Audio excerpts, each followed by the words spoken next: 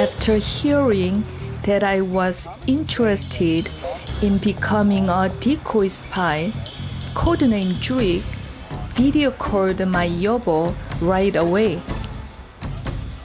And even though he still didn't believe that codename Jurik was really in danger, my yobo agreed to hear him out about the Russian killers, and he agreed to go meet a Ukrainian spy in Kherson later today to learn more. According to codename Jurik, there were a lot of female spies now working in Phuket, and virtually all of them were in their 20s or even younger. I knew this gave me some advantages. One obvious advantage that I now have over my younger self is that I have a lot more knowledge and experience.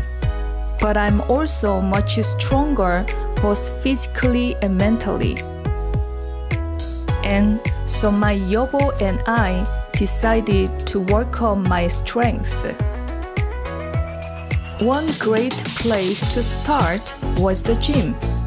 There is no way that in my 20s I could have done what I can do now in the gym. And I was betting that when the chips were down, the young female spies on the island would never be able to keep up with me in any real fitness contest. My yobo called this pressing an advantage, and to me, that made a lot of sense.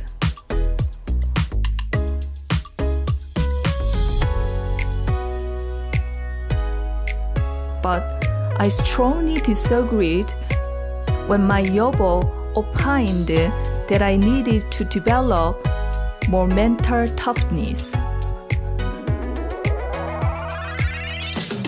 He just laughed off my disagreement and said that my mental game would be a challenge for another day.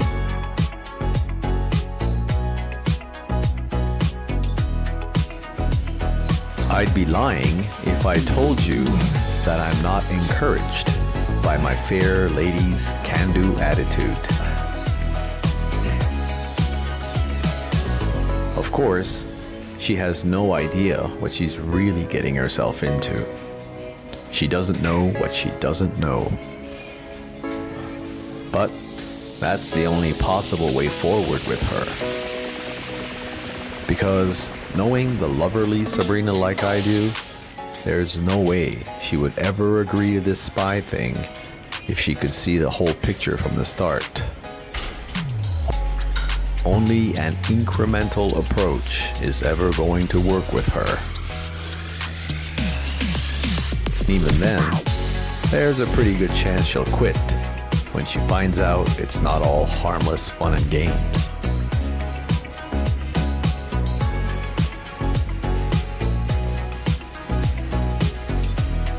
So for now, we'll just keep slowly ratcheting up the reality of the job and hope she can keep hanging in there all the way to the end of the training.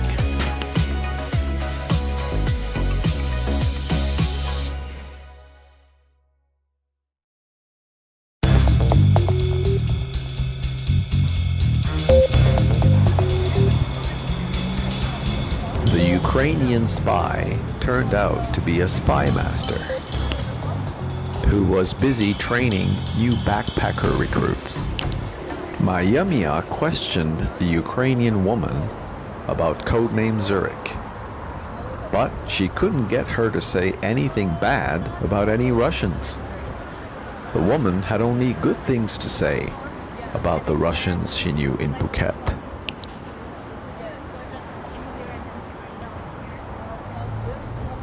This confused Mayamia a little bit, because the Ukrainian woman's country was at war with Russia, and so she kept pressing her to reveal dark secrets about bad Russians. In the end, my Yumia ended up doing all the talking and learning nothing. Except one important lesson. Spies, by training, are not a loquacious bunch. I explained to my Yumia that I was more interested in the Ukrainian woman's backpacker recruits.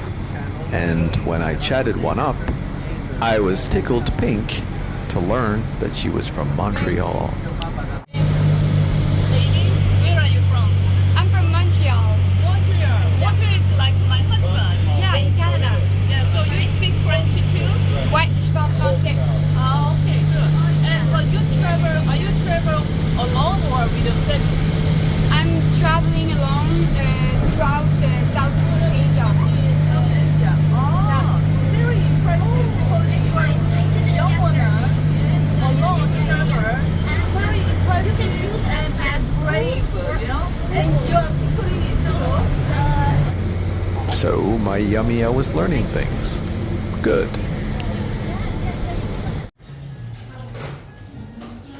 We stopped in at a dessert place to discuss what we had learned.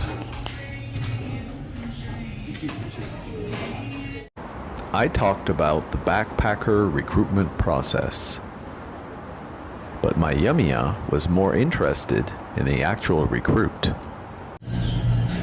You know, that Montreal girl is very impressive.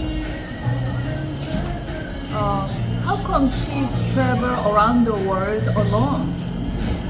And even if she's still young, you know, I was thinking about my young age. I only traveled alone in my country, but I never thought to travel around the world. But even if now, I'm scared traveling around alone, you know. She's so brave, and one thing is she's so smart too. One thing, she has a skill to using internet, so no problem to find some place. And she has a good heart. Yeah. And speaking of a good heart, my yobo wanted to buy me a new dress for my spy training. So that's one way, Amia. Yes. That's one way to run a good SDR, is to change your clothes in the middle of it. So you bought a dress, that's a good move. If you want to be a decoy spy, the first thing you have to learn is how to do an SDR. What is the SDR? It's a surveillance detection route. It's a way for you to tell if people are following you. So you walk around town, you cross the road many times, you turn back on your steps, you go into weird places that most people don't go to, and if the people that were around you before are still there, they're probably following you. Really? Yes. They're following us now? Well, let's start the SDR and we'll be able to tell, okay? Yes. Let's do it.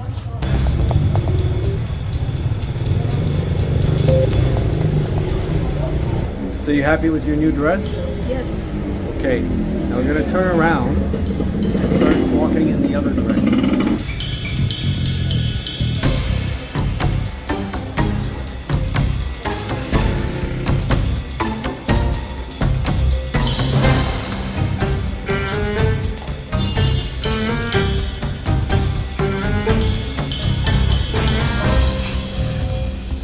And that's when I spotted her.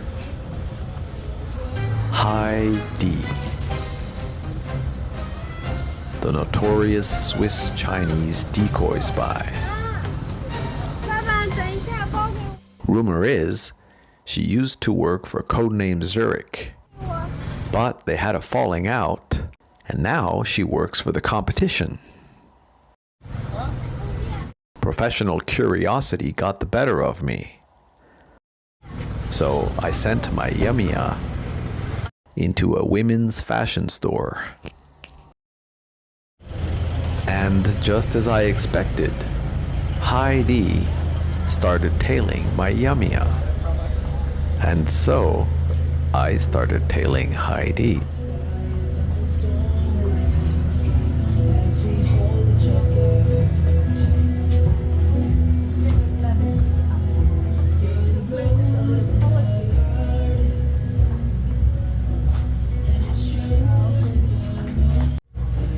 That Chinese woman back there, or Thai, or she looks like a decoy spy. Oh, really?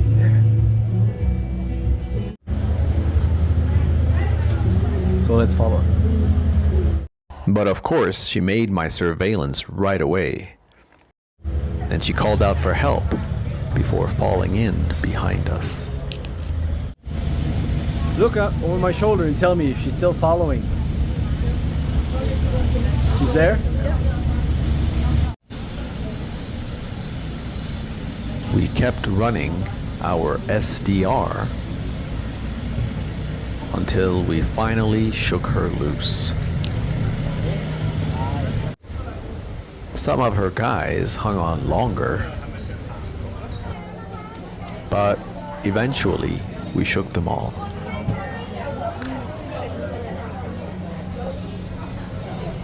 My Yamiya seemed both nervous and excited. She looked like she was enjoying it.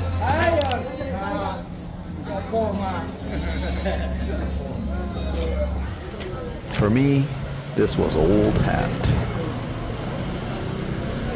And even though I'd been away for over 20 years, I had no trouble jumping right back in. I did have a lot more questions than answers at this point. But wasn't that always the case in the spy game?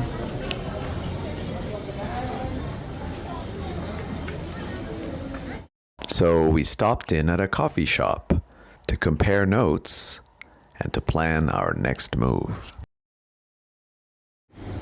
So now you're an expert at running an SDR, right? Yes. Especially the shopping part, right? I love it. I can buy more dresses, no problem. I decided we'd trace back our steps and see if we'd pick up another tale.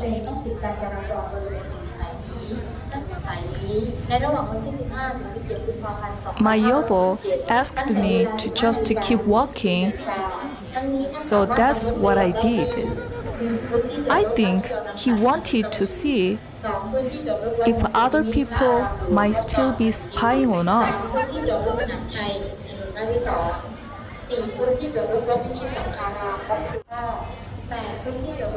I realized that this decoy spy business was more about being spied on than spying on other people.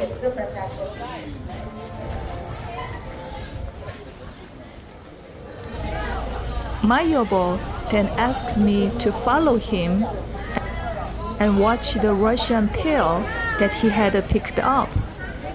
I couldn't see any tail on him, just his sexy bum. And then he said I should go in front of him to see his tail, and I was more confused. Then I spotted him. The Russian spy sped past, but then he quickly came back. He was so clearly following my yobo, and he hid his face when he saw me.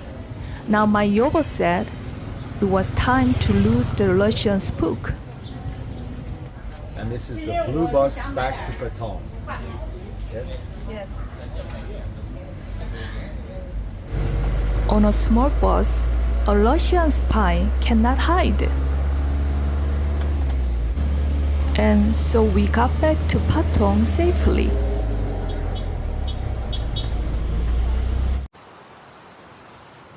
Today was exciting, but also a little bit scary.